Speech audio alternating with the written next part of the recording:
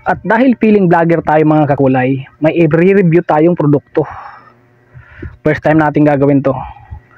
I-unbox natin. I-unbox natin pero bukas na. Yan. Paano to? Si Spiker. Yan mga kakulay. Spiker. Ito yung unboxing na bukas na. Nabili natin siya sa Shopee. Shopee, baka naman. Wala nyo kung makakulay ko na to.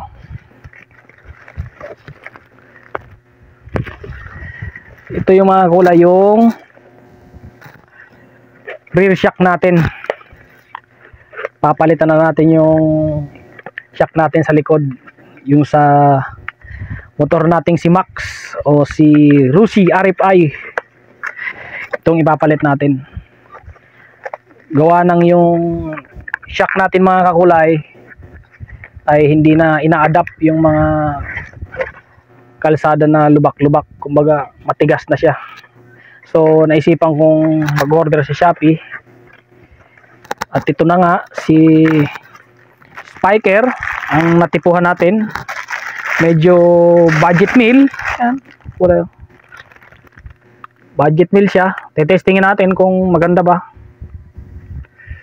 Saktong-sakto to mga kakulay sa mga RFI user.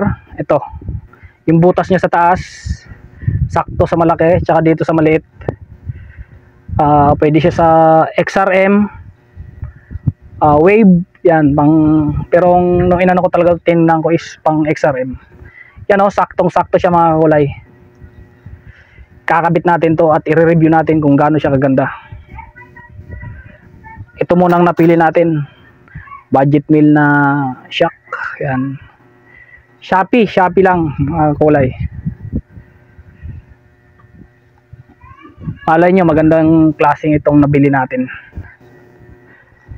Yan o, sa halagang 1,299 mga kakulay to be exact. Dalawa na siya. Ayan o, sana magtagal mga kakulay at sana maganda yung play nya. Yun kasi hinahanap natin lalo na sa mga lubak-lubak. So abangan nyo ang susunod na review ko mga kakulay para dito sa produktong ito. Ito ang inyong kakulay, nag-iwan ng Right Side Kakulay.